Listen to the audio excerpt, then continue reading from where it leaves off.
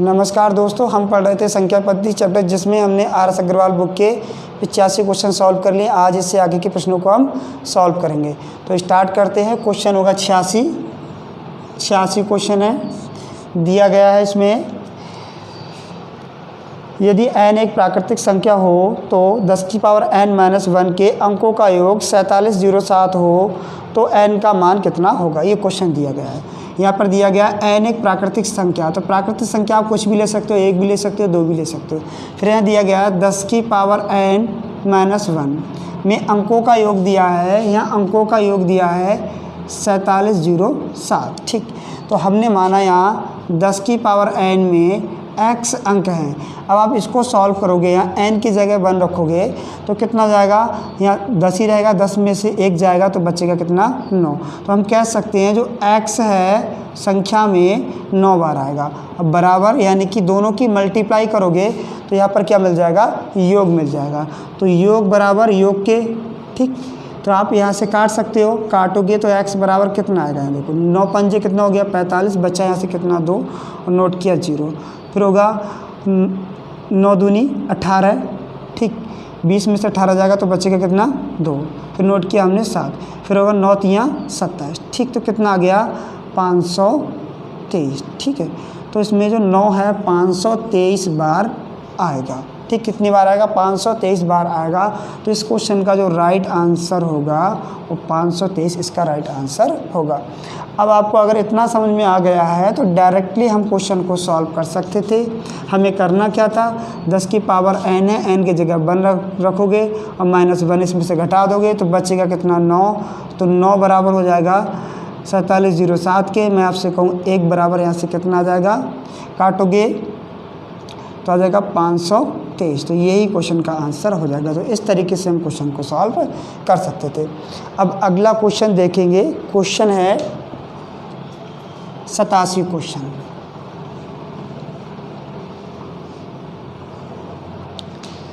सतासी क्वेश्चन दिया गया है। संख्या दे रखी है 1 से लेके 100 तक को परस्पर गुणा किया जाता है। गुणनफल के दाईं ओर अंत में शून्यों की संख्या कितनी होगी। देखना है। क्वेश्चन है 87, बहुत ही अच्छा प्रश्न है। इस प्रकार संख्या दी गई है मल्टीप्लाई में, ऐसे ही dash dash dash 98 multiply 99 multiply 100 के गुणनफल के दाईं ओर अंत में शून्यों की संख्या कितनी होगी, ये क्वेश्चन में कहा गया है। तो यह आपको समझना है। ठीक है, जब हमें दाईं ओर शून्यों की संख्या निकालना हो, ऐसा क्वेश्चन दिया जाए तो सबसे पहले आपको समझना है, जब भी हम 5 और 2 की मल्टीप्लाई करेंगे तो हमें 0 मिलेगा, तो हमें 0 मिलेगा। तो यहाँ पर देख सकते हो अंत में 0 आ रहा है। कब, जब हमें 5 और 2 की मल्टीप्लाई करने पर। तो इस क्वेश्चन में हमें 2 और 5 पता चल जाएं तो हम शून्यों की संख्या आसानी से निकाल सकते हैं। अब यहाँ पर आप यदि 2 निकालोगे तो 2 तो बहुत है, 2 से भी 2 मिलेगा, फिर यहाँ 4 से भी 2 मिलेगा, फिर 6 से भी 2 मिलेगा। 2 तो कई बार है, पर यहाँ 5 कम बार आया होगा। तो हम जो कम बार आएगा उसकी संख्या हमें निकालना होगी, हमेशा ऐसे क्वेश्चन होंगे। तो अब आपको देखना क्या है कि 5 कितनी बार आया है। तो अगर हमें किसी भी संख्या या फिर कोई भी अंक की हमें ये देखना हो कि कितनी बार वह आया है, तो करना कैसे उसके लिए। ठीक है, हमें देखना है अंतिम संख्या यहाँ कितना दे रखा है, 100 दे रखा है, यानी कि सबसे बड़ी संख्या 100 है। इसके लिए आप 5 से भाग करोगे, 5 से भाग करने पर जो भागफल मिलेगा, यानी कितना आया यहाँ 20 आएगा, 20 पंजे 100 होता है। फिर जो भागफल आया उसको फिर भाग करोगे 5 से। अब कितनी बार आ रहा है, 4 बार आ रहा है। अब भागफल भाजक से जब छोटा आ जाए तब आप छोड़ दो उसके लिए। ठीक है, क्योंकि यहाँ पर आप 4 को आप भाग करोगे 5 से नहीं जाएगा। ठीक, तो इसके लिए आप छोड़ दो, बाकी सबको जोड़ दो। तो हमें यहाँ पर 5 कितनी बार आएगा उनकी संख्या हमें मिल जाएगी। तो 5 इसमें 24 बार आएगा। ठीक, जब 5 24 बार आएगा, 2 तो इसमें बहुत है, तो 2 भी हम 24 से उठा लेंगे, तो इसमें शून्यों की संख्या कितनी होगी, 24 इसका राइट आंसर होगा। इस तरीके से क्वेश्चन को हम सॉल्व करेंगे। अब इस पर आधारित मैं कल लगभग 10-12 क्वेश्चन है वो मैं करा दूंगा अगली वीडियो में। अब अगला क्वेश्चन देखते हैं हम। क्वेश्चन होगा 88।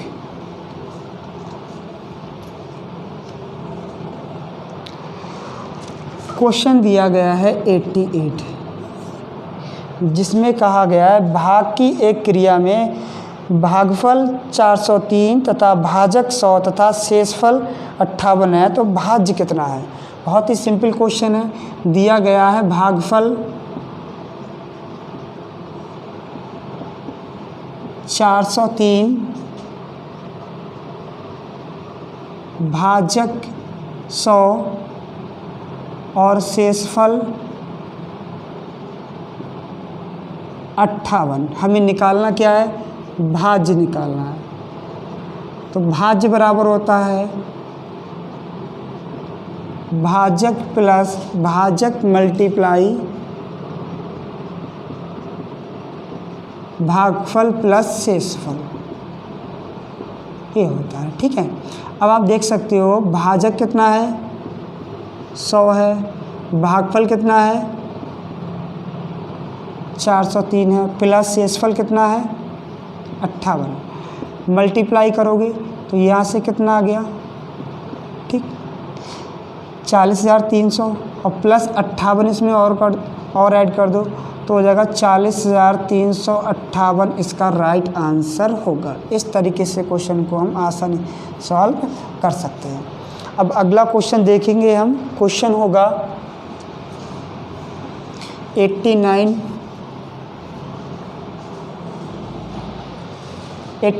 क्वेश्चन दिया गया है। कहा गया है 48 को किस संख्या से गुणा करने पर प्राप्त गुणनफल 173 तथा 240 के गुणनफल के बराबर होगा।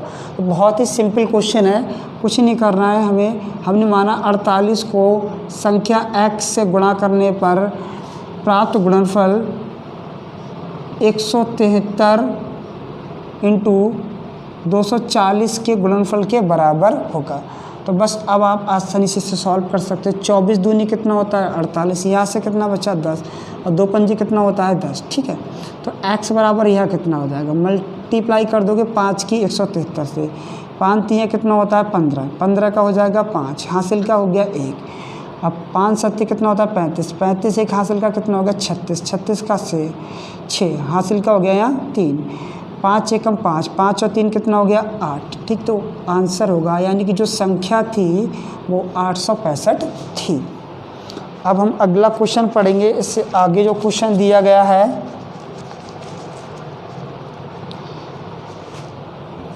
क्वेश्चन होगा 90। अब अगला क्वेश्चन पढ़ेंगे हम। 90 क्वेश्चन दिया गया है, बहुत ही सिंपल क्वेश्चन है। दिया गया है 3428 में से कौन सी न्यूनतम संख्या घटाने पर प्राप्त संख्या 13 से पूर्णतः विभक्त होती है। बहुत ही सिंपल क्वेश्चन है।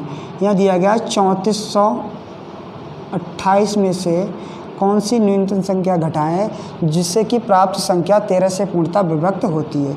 हमें 13 से पूर्णतः विभक्त करना है। तो देखते हैं हम 13 से भाग करेंगे 34 के लिए, तो 13 दूनी कितना हो गया 26, तो यहाँ हो जाएगा 14, 14 में से 6 जाएगा तो बचेगा कितना 8। फिर नोट किया हमने 2। फिर आप देखो 13 का पहाड़ा 82 में पढ़ोगे तो 13 पंजे 65 होता है, 13 छक कितना होता है 78 होता है, कितना 78। ठीक है, यहाँ से आप घटाओगे, यहाँ कितना हो गया देखो, हासिल का इधर चला जाएगा 12, 12 में से 8 जाएगा, बचा कितना 4। नोट किया हमने 8। फिर पहाड़ा पढ़ोगे 13 3 कितना होता है 39। ठीक, कितना होता है 39। बचा यहाँ से कितना देखो, यहाँ हो जाएगा हासिल का 1, 18 हो जाएगा, 18 में से 9 जाएगा, बचेगा कितना 9। तो इस संख्या में से हम जो शेषफल आया है इसको हम घटा दें तो संख्या 13 से पूर्णतः विभक्त हो जाएगी। तो इसका आंसर भी क्या हो जाएगा 9, इसका राइट आंसर होगा। ठीक, ऐसे ही अगला क्वेश्चन देखते हैं। क्वेश्चन अगला है 91 क्वेश्चन। 91 क्वेश्चन दिया गया है, बहुत ही ज़्यादा अच्छा क्वेश्चन है, पूछे जाते हैं एग्ज़ाम में, कई बार पूछा गया है। कहा गया है किसी संख्या को 136 से भाग देने पर शेषफल 36 प्राप्त होता है, उसी संख्या को यदि 17 से भाग दें तो शेषफल क्या होगा। बहुत ही अच्छा क्वेश्चन है। यहाँ पर कहा गया एक संख्या है कोई भी, हमें पता नहीं, एक संख्या है कोई भी, उसे भाग किया है 136 से, यानी कि ये क्या है, भाजक, ये क्या है, भाजक, ठीक है। फिर यहाँ पर प्राप्त हुआ है शेषफल 36। फिर कहा गया उसी संख्या को, जो संख्या थी उसी संख्या को 17 से भाग किया जाए, किससे, 17 से भाग किया जाए तो यहाँ शेषफल कितना प्राप्त होगा, ये क्वेश्चन पूछा गया है।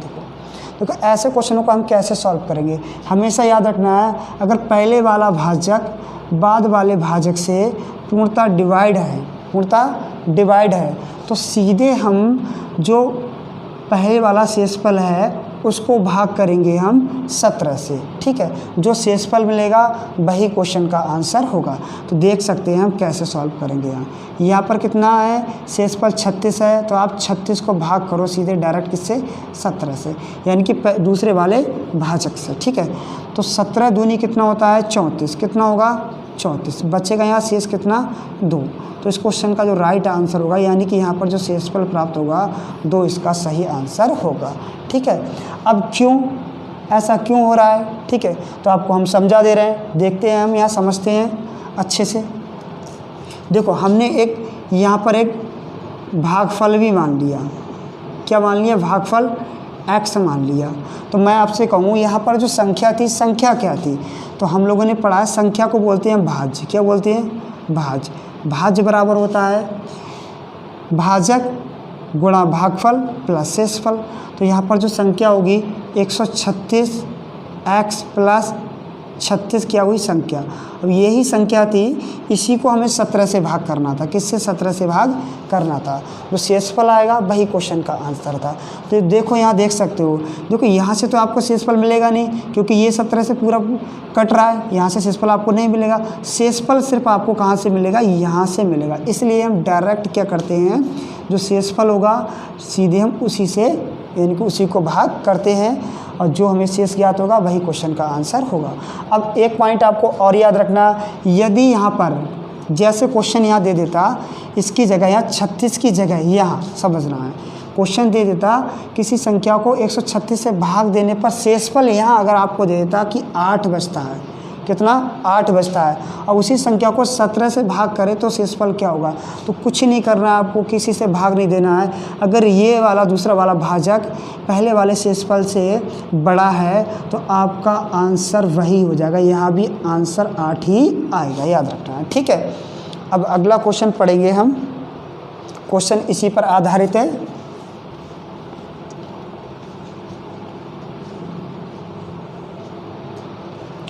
क्वेश्चन दिया गया है 92, ठीक।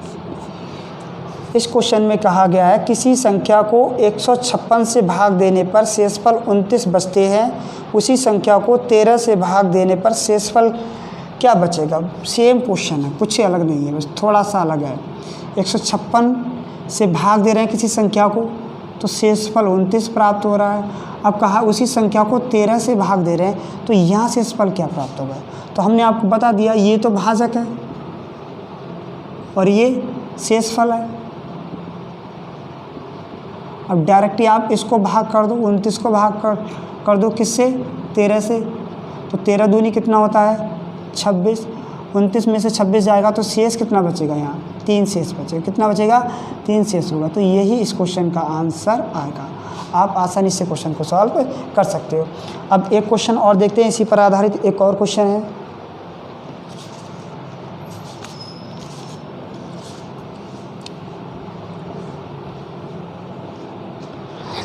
अब अगला क्वेश्चन है,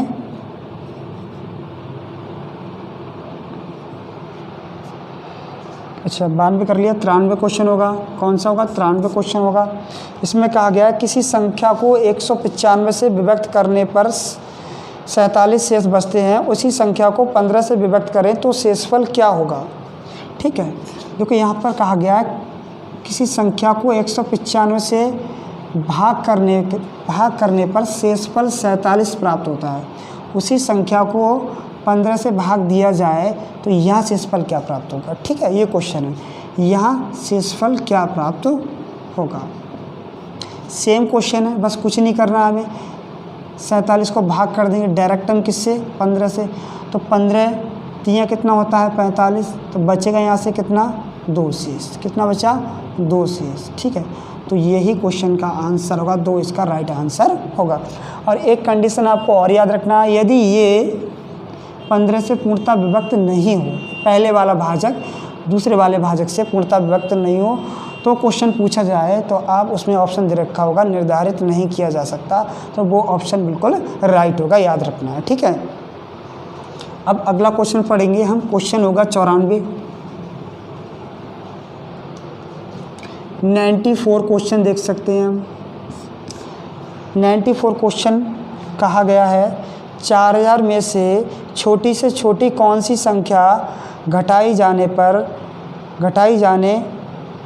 जाए कि शेष बची संख्या 19 से पूर्णतः विभक्त हो जाए। ठीक है, तो देखते हैं ऐसे क्वेश्चनों को हम कैसे सॉल्व करेंगे। कहा गया 4000 संख्या है, इसमें से कौन सी छोटी से छोटी संख्या घटाई जाए जिससे कि शेष बची संख्या 19 से पूर्णतः विभक्त हो जाए।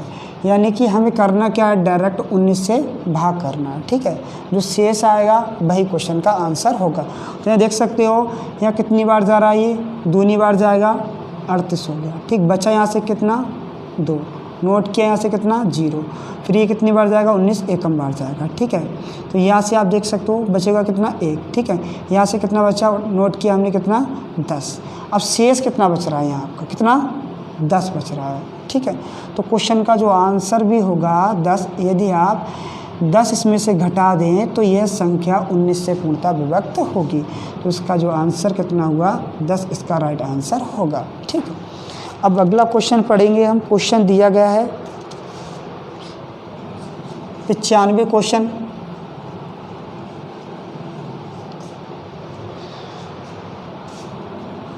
क्वेश्चन दिया गया है 6 अंकों की वह छोटी से छोटी संख्या कौन सी है जो 111 से पूर्णतः विभक्त हो। ठीक है, सबसे पहले समझना है 6 अंकों की छोटी से छोटी संख्या क्या होगी। तो आप यहाँ पर 1 लिखा, फिर 2 अंकों की हो गई, फिर ये 3 अंकों की हो गई, फिर ये 4 अंकों की हो गई, ये 5 अंकों की हो गई, ये 6 अंकों की संख्या ले ली। अब इसे विभक्त करना है हमें 111 से। हमें छोटी से छोटी संख्या चाहिए है 6 अंकों की जो 111 से पूर्णतः विभक्त हो।